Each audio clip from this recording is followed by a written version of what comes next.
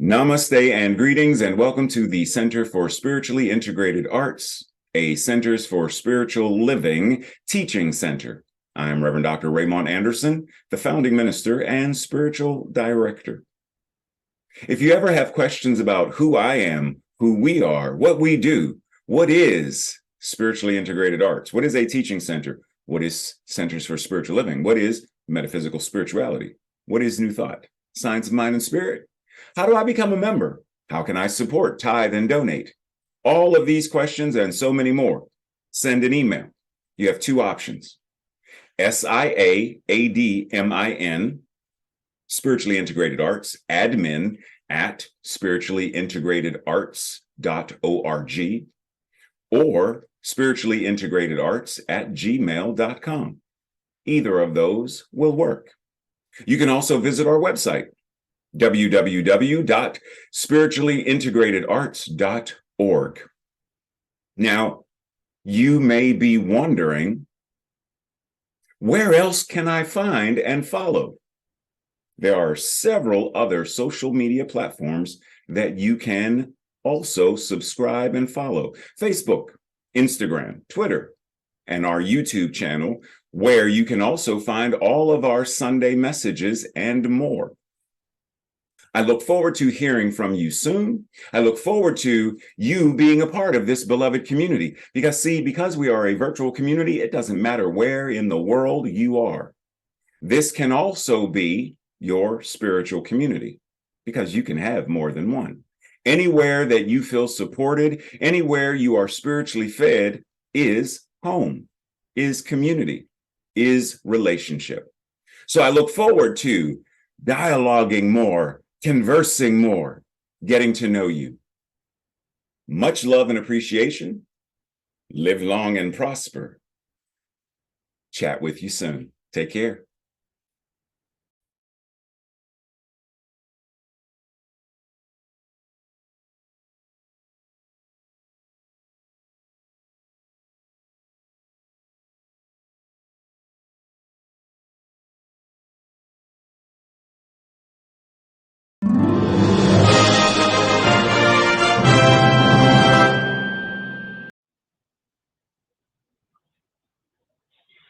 Hello and welcome to the Center for Spiritually Integrated Arts. It is July. That means 3 Sundays this month, the 2nd, the 9th, and the 16th.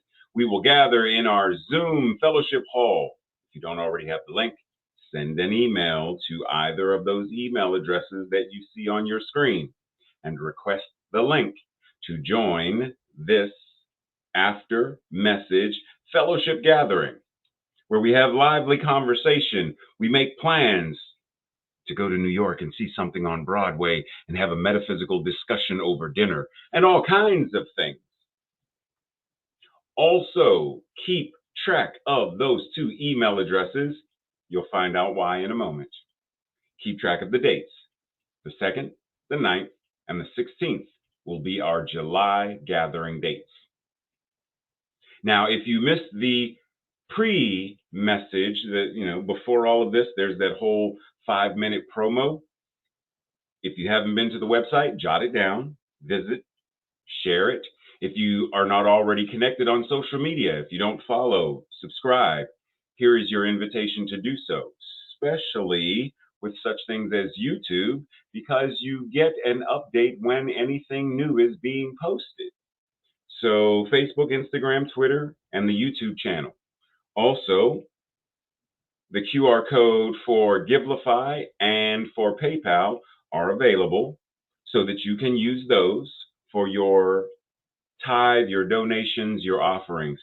If you prefer a different method, such as check or money order, etc., remember those two email addresses? Send an email and we will let you know what is the best method and how to get it done. Also, remember those email addresses? Well, on Wednesday night, we have a Science of Mind and Spirit discussion group from 7 to 8:30 p.m. Eastern Standard Time, where we discuss what is religious science, science of mind and spirit. How do you practice it? How do you make it a way of life? We have a very lively conversation where we discuss practical and applicable modern day uses for the teaching. Then on Thursday night, Tracy facilitates at present 7:30 to 8:30. Oh, we're in July. That means as of July 6th, the new time will be 7 to 8:30 Eastern Standard Time. Where, in case this is your first time, at the end of my message, I always end with questions, things to ponder, things to discuss. And the Thursday night group gathers specifically to do that, to discuss those questions. Also, a very lively and empowering group of people discussing how to improve the quality of life individually and collectively. So, as I said, it's July, right? Yeah, that means a new theme, speaking truth to circumstances. Now, this is a reboot of the phrase speaking truth to power. Spirit is the only power there is. God is the only power there is. So there's no need to speak truth to it. You're speaking truth as it. So what people really mean when they are using this phrase is speaking to control or circumstances, pseudo-power. Circumstances are never capital T truth. So we begin by looking them in the face as the quote unquote monsters that they may seem to be. Pause. But like in the movie of the same name, they are not what they even seem to be. So we look at how we have accepted this media and cultural, sociological, theological conditioning, indoctrination. We have become hypnotized. Now we want to move through this so that we can free ourselves from this react into being in a state of authentic action and responding. Breathe. I'm not going to go over anymore because you'll get there when we get there. But today we are addressing specifically what I just spoke of, Monsters, Inc. Power is a word with many connotations, many of which tend to trigger a variety of reactions in people. So let's begin with two key things. There is only one power, and what many call power is pseudo-power. That's why there is no need to actually speak truth to power. Truth and power are one in the absolute, in the spiritual realm. What we mean when we say speaking truth to power is we are speaking truth to the collective consciousness, and the use of smoke and mirrors, distraction, deception, and the disease or dis-ease and addiction to pseudo-power. Fear-based attempts to control are masquerading as power. And when we show up as truth, expressing truth, speaking it in how we show up, all of that must crumble. Ready? Dr. Holmes says, evil is not overcome by fighting it or by recognizing it. In other words, accepting that it is an actual thing in and of itself. We'll get to that in a second. But by non-resistance of it. Think Aikido. You yield and use its power against itself. By looking through the evil into the absolute, into the good. Thus, evil becomes transmuted. Spiritual communion dissolves evil as light dissipates the darkness.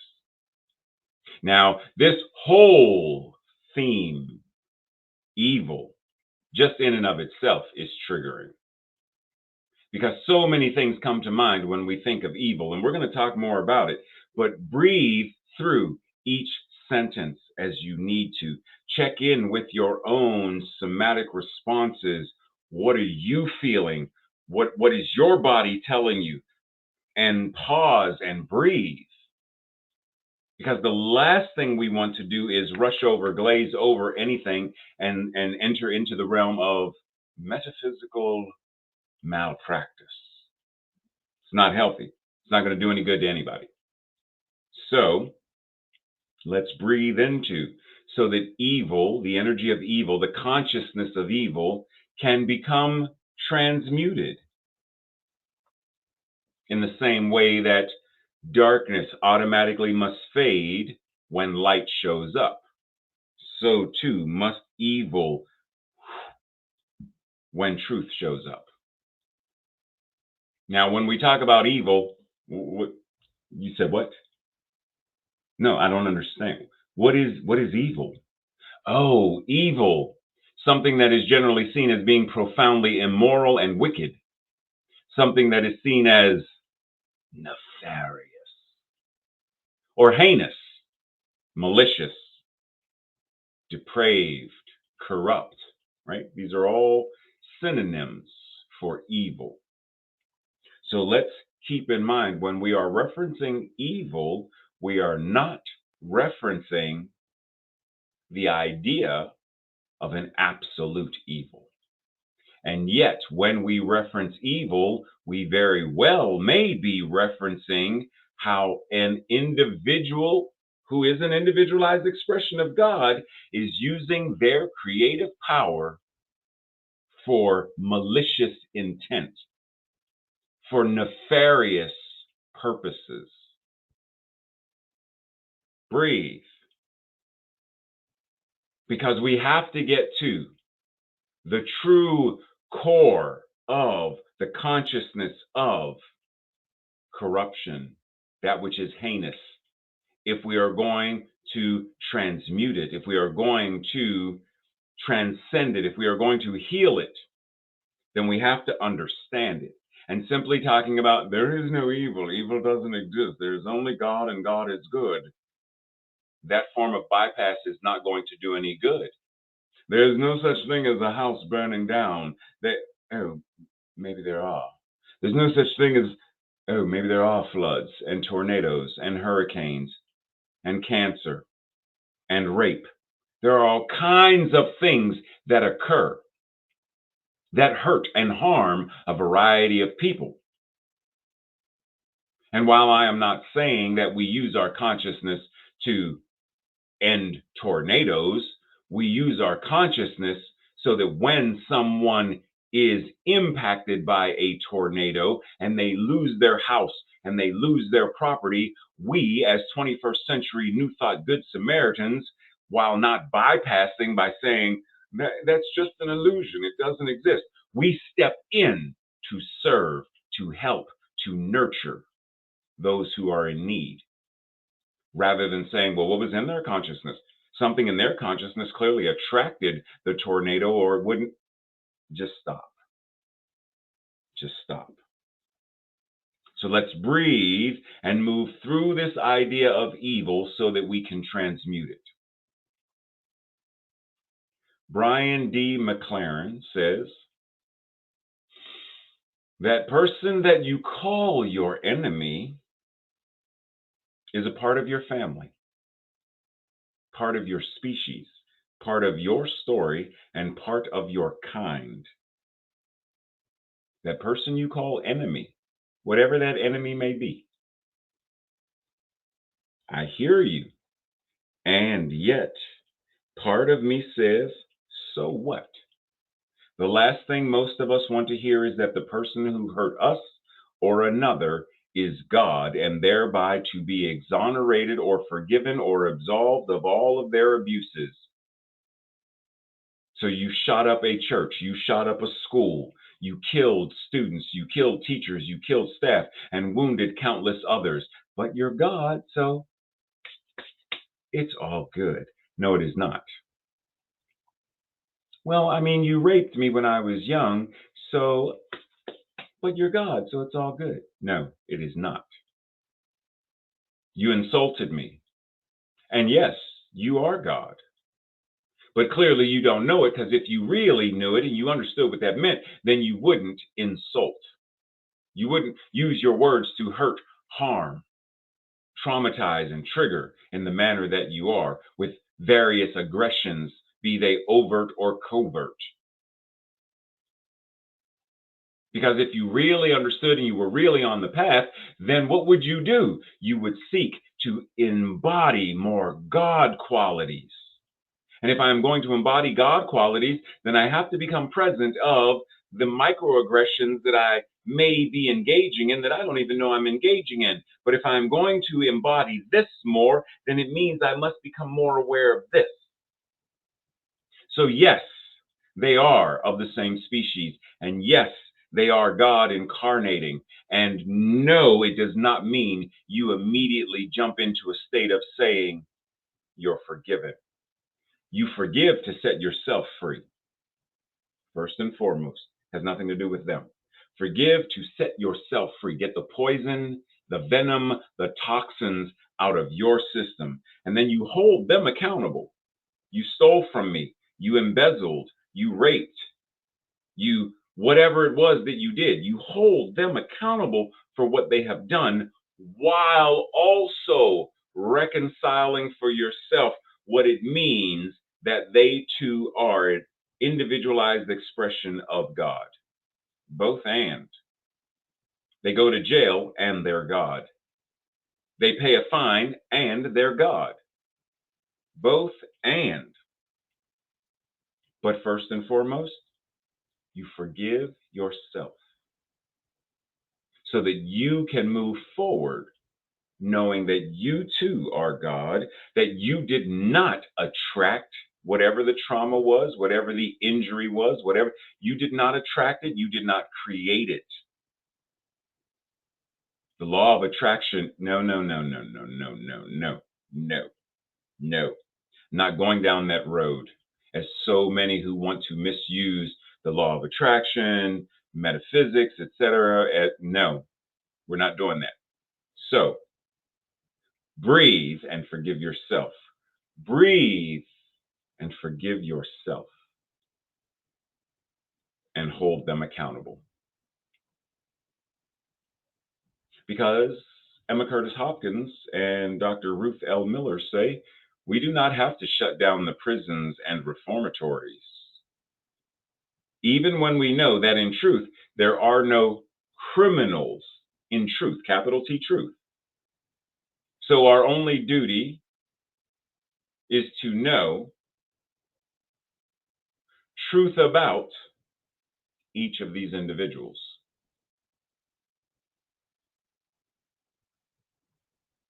Our only duty is to know, yeah, that's a typo. Our only duty is to know the truth about these individuals who are in the prisons and in the reformatories and in the mental institutions and in the rehab and in wherever they are, the shelters,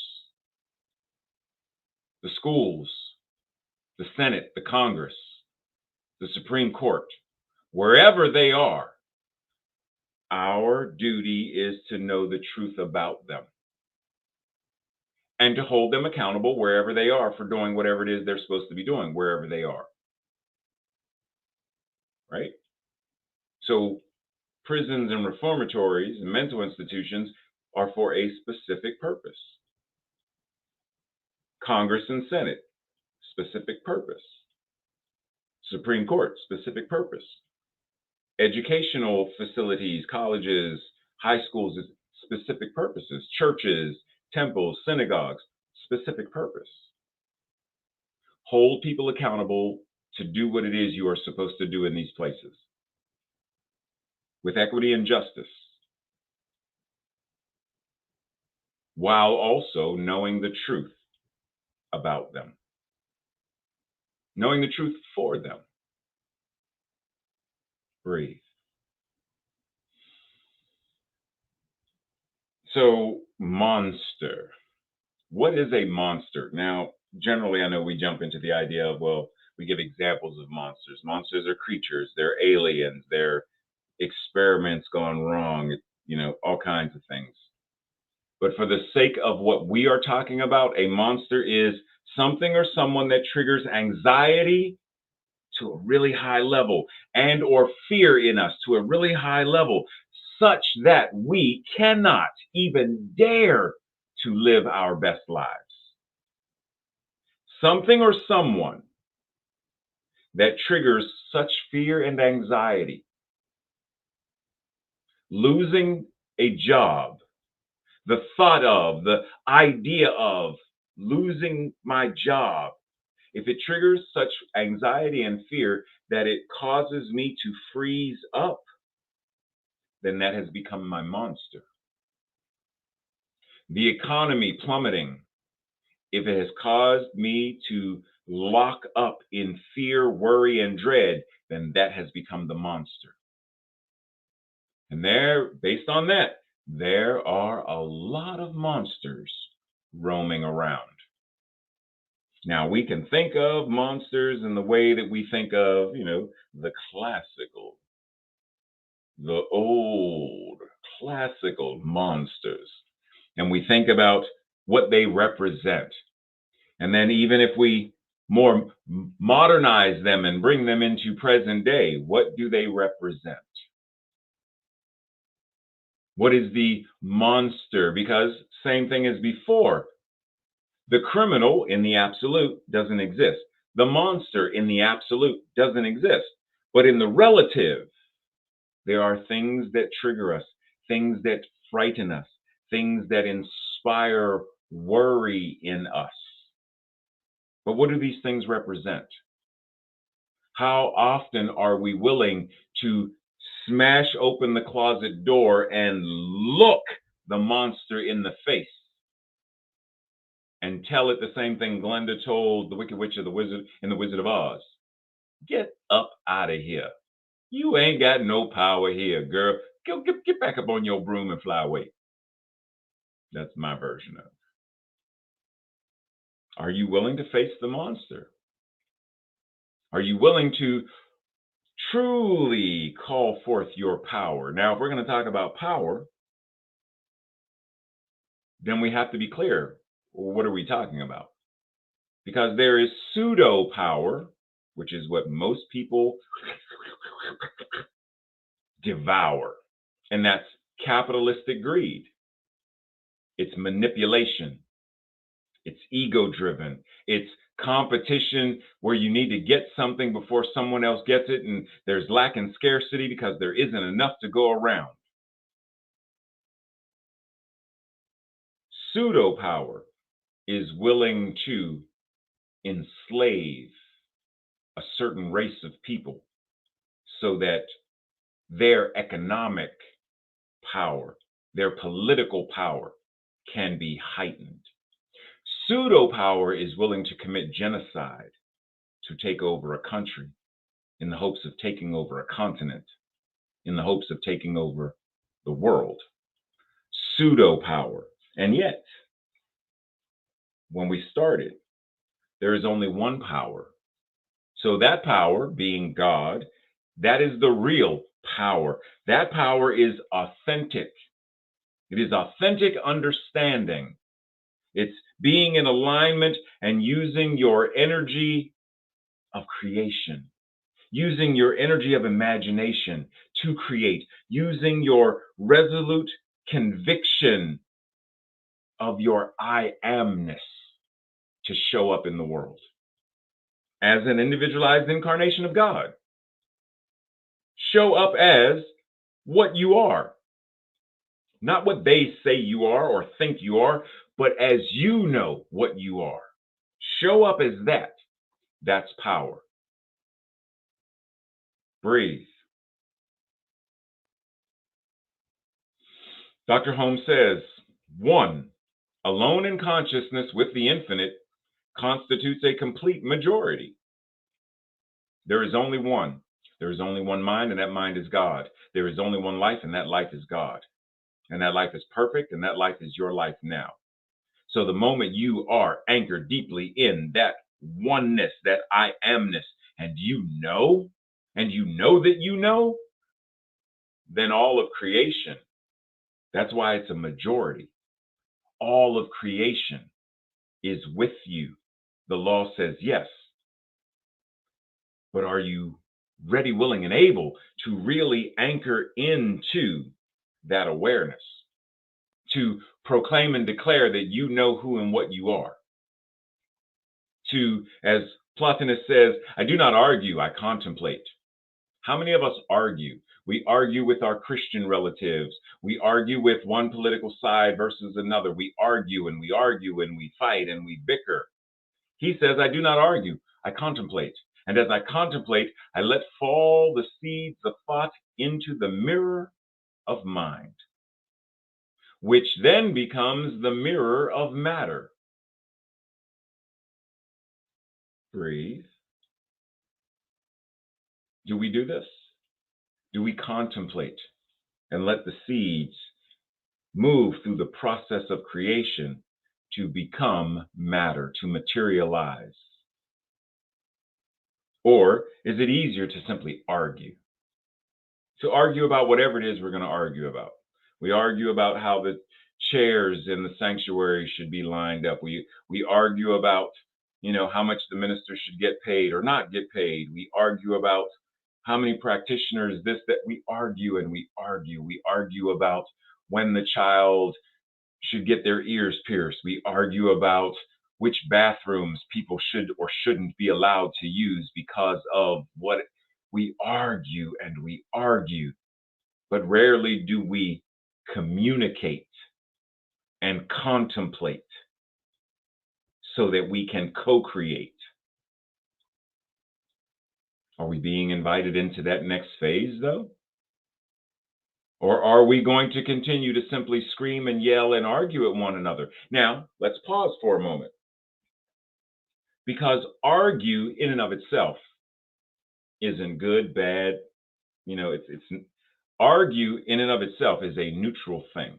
Because to argue, normally when we think of it, we think of two people each trying deeply and desperately to prove that they are right. And they become loud and agitated in their, I told you, and there's an explosion. But argue also means to state something, to proclaim something. So when someone states, I am transgender, they are stating, they are arguing, they are proclaiming, they are asserting, they are advocating, right? There's all of these things. Pause. So argue in and of itself, neutral. But our invitation is, do we know when to argue and what to argue about, what to argue for? Because I'm going to stand up for the rights of my transgender siblings. I am willing to argue, to state, to proclaim, to exert, to assert, to explain, to advocate, to represent, to insist on their equity, justice, and equal human rights. I'm willing to argue that. I'm willing to argue as a member of Moms Demand Action. I'm willing to argue that any gun owner should ideally understand safe and effective storage, so that what recently happened where the 2-year-old shot and killed his mother and the pregnant infant that she was carrying, killed by the 2-year-old who got a hold of an available gun, an unsecure gun. So I am going to argue for certain points. I'm going to argue for equity, justice, and human rights. I am. So arguing in and of itself isn't the thing. But I am also not going to argue the way Plotinus says. I am not going to engage in an argument where we even debate as if somehow I have to prove that transgender individuals deserve to be treated like humans. I'm not going to debate that with you. That's like me arguing, no, but I am Black. Why do you think what? Certain things are not going to be invested in that way. But we have to ask ourselves, am I willing to argue? Which means, am I willing to enter into the realm of confrontation? Because if we're going to transmute the monster, we have to confront the monster. Whether that monster is Hitler, Jeffrey Dahmer, whomever, our own lack of security, our imposter syndrome, whatever the monster is, we have to confront it. We have to know the truth so powerfully that we confront the monster with truth. Are we willing to do that? Dr. Holmes says, intuitively, we sense that every person in their native state is some part or manifestation of this eternal principle, and that the entire problem of limitation, evil, suffering, and uncertainty is the result of ignorance. Ignorance. Now, what is ignorance? Ignorance is the I don't know. That's the basic gist of. If someone is ignorant of, then they don't know. Oh, but there are some folks who don't want to know. But either way, it is this consciousness of not knowing, not embodying, not being willing to change, not willing to evolve, being stuck in 1958, the consciousness of 1812, even though it's 2023. So if we want to shift limitation, evil, suffering, and uncertainty, if ignorance is what's causing it, then truth is what heals it and changes it. So ignorance is what causes school shootings and mass shootings. Ignorance is what causes the vast number of continually growing number of indigenous women who are missing and murdered. Ignorance is what lynched Emmett Till. Ignorance upon ignorance upon ignorance. Ignorance of a greedy capitalistic system is what creates, except for those who choose to be unhoused. But there are many who would rather be housed, but because of the system of ignorance, they cannot. Ignorance, as it shows up in, through, and as the blue wall that does what happened to Emmett Till and the missing and murdered and indigenous women, the school shootings. There are people who wear the uniform and the badge who we know, statistics are already showing, they're white supremacists and they're neo-Nazis and others. And yet, under the banner of to protect and serve who? Ignorance. So just like an X-ray or just like an MRI looks beyond or beneath the surface, we are called metaphysically to look beyond the conditions, to look beyond the effect, to look beyond the surface, to identify the consciousness that has and is still creating pain, suffering, trauma, violence, murder, and more. Because we cannot change what we will not address, what we will not confront. We can't. Ignorance. Ignorance is what creates a group of people called the Klan under the banner of Christianity. Ignorance is what creates Hitler and the Nazis and the Third Reich. Ignorance is Moms for Liberty, who quoted Hitler. Ignorance, Westboro Baptist Church, that is indoctrinating their children to say, God hates America. God blew up the shuttle. God hates enablers. Ignorance. Ignorance that shows up as white nationalism, Christian nationalism, neo-Nazism, etc. in modern day 2023. Ignorance. And so, once again, just like the x-rays, just like the MRI, there's the CAT scan, which allows the physician to see what they are looking at, but allows them to see it differently.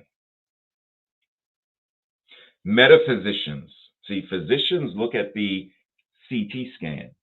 Metaphysicians are also invited to do the same thing. How am I being called to look at these conditions, this consciousness, this effect? How am I being called to look at it differently? What is the consciousness that creates the dis-ease of war, of racism, of hatred, of evil? What is the consciousness, the belief systems and the paradigms that create this? Because once again, we cannot change what we are unwilling to look at. If I am unwilling to look at it, to address it, then it doesn't change. It actually will continue to spiral and get worse. Breathe. Margaret Mead said, never doubt that a small group of thoughtful, contemplative, meditative, committed citizens, never doubt that they cannot change the world, because indeed, they are the only ones who ever have. If we look back through history, it was a tiny handful, if you go back, tiny handful of individuals who sparked the Stonewall riots that eventually became Pride. It's a tiny handful of people who actually sparked and started what became the civil rights movement, the women's rights movement, the LGBTQ rights movement.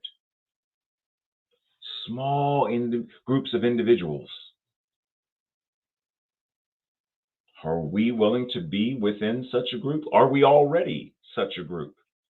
Are we thoughtful, contemplative, meditative, prayerful, and committed? If we are, then it should show up in our actions. If we're not, are we willing to change that? Matt Planck says, if you change the way you look at things, the things you look at change. We've all heard some version of this before. We've said some version of this before. Yes, yes, yes, and yes. And as soon as I read that quote, what immediately comes to my mind is one of my all-time favorite actors, Robin Williams, and one of my all-time favorite films, The Dead Poets Society. And in the film, Mr. Keating, Robin Williams, stands on the desk. And then you go through the film and, ultimately you get to the end and you find that he has inspired several other students to rise up and others not. They were too afraid. Too afraid of what? Too afraid to change, too afraid to stand up, too afraid to confront, too afraid to live the truth. For a variety of reasons, but afraid. And Mr. Keating says, I stand upon my desk to remind myself that we must constantly look at things in a different way, that we must constantly be open at the top and open at the bottom, that we must constantly be what it means to be ever-evolving consciousness. So I stand here as a reminder. Where do you stand? What is your reminder? So that you can see things differently, so that you are reminded to be ever-evolving consciousness. Reverend Ray says, like the exorcist who casts out the demon by acquiring its name and thus gaining access to its nature, thereby having control over it, we are called to cast out racism, sexism, homomesia, white supremacy, poverty, gun violence, sex trafficking, and more. We are called to cast those out. And we do so by naming the nature, the consciousness of these quote unquote demons. We must stop playing by the rules that created these experiences and these conditions. For as long as we abide by those rules, for as long as we show up based upon those rules, doesn't change. So we have to change. The priest in the story of the exorcism and what the exorcism does or what the exorcist does, they don't play by the rules of the demon who is possessing the individual. They are anchored in truth and they call forth that which is unclean, corrupt, and they cast it out. We are invited to be anchored in the truth in the same way and call forth the experience, the conditions that we desire to experience. Treat and move our feet. But we must be willing to confront. Today's declaration or affirmation, I will say it first, and if it feels that you are aligned with it, then say it with me on the second go round. I align with my true power and let her rip. Together. I align with my true power and I let her rip. Breathe. And so it is. This week's questions for the discussion for Thursday night or for your own spiritual journaling and practicing and contemplation. Number one, who or what is a monster that you were or currently are afraid of or bothered by or triggered by? What new point of view might be effective in reducing or eliminating the monster's hold on you or their hold of you? Number two, where or when have you gotten caught up in believing in the small r reality of a circumstance? Do you know what a small r reality of a circumstance is? So let's say, for an example, when I lived in Richmond and ended up homeless. Small r reality is, yes, I lost my apartment or my living arrangements with who I thought was my fiance or going to be my whatever. It's a completely different conversation. The person that I was living with. And I ended up homeless for a brief stint of time. Now, being caught up in that is, I'm unhoused. Oh my goodness, I'm never gonna have an apartment again. I'm gonna live on the streets. What am I gonna do? Where am I gonna find my food? That's getting caught up in the small r versus saying, I currently have nowhere to live. Let me start looking for places. Hey, hello. Do you know any apartment buildings in it? Okay. Right? Rather than being caught up in it. How can you remember to return back to first cause, source, in the face of whatever the monsters are? How can you remember to go back to first cause, to source in such instances? Number three, what is a time or circumstance where you aligned in consciousness with spirit and created as a result that had seemed impossible or at least improbable? So there's a time in your life where you created something, you're like, oh snap, how did that happen? What described that? What is a time or circumstance where you were aligned? All things were firing, your chakras, your aura, your consciousness, whatever it is, your emotions, your mental equivalent, all of it was like boop, boop, boop, boo, doo. Oh, it was ready. And boom, you created something that you were like, ah, that's a miracle. You didn't expect it. That's a miracle. You thought it was impossible. That's a miracle. It's not a miracle. It's what happens when you align consciousness, when all of these things come together. It's spiritual practice. So what was such a time as this? And then lastly, what can or what will you do today to create a world that works for all? Simple as that. To less monsters, more beloved community. What can you or what will you do this week to create a world that works for all? Breathe. Anchoring deeply to this breath, we simply acknowledge that which God is, we are. And knowing that it is all there is, it is right where we are. And so as I close out in prayer, I close out knowing that wherever we are, God is. Whatever we're doing, God is doing. Whatever we are thinking, God is thinking. Whatever we are feeling, God is feeling. Because God is what we are. It is incarnating in, through, and as us. It is us. The mind that we use is the mind that is God. The life that is living us is the one life. There is no separating. Now, we can mental gymnastics and separate, but that doesn't change the truth.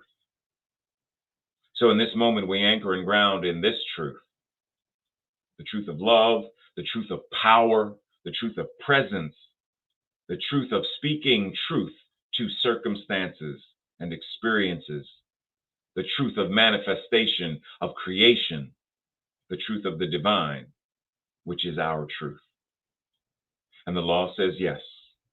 And because it says yes, I simply stand back and marvel at the magnificent and powerful way that the universe shows up and shows out and lets it rip with joy and wonder and laughter and love and community. And I breathe with gratitude. And so it is. Namaste, blessings, and see you over in Zoom.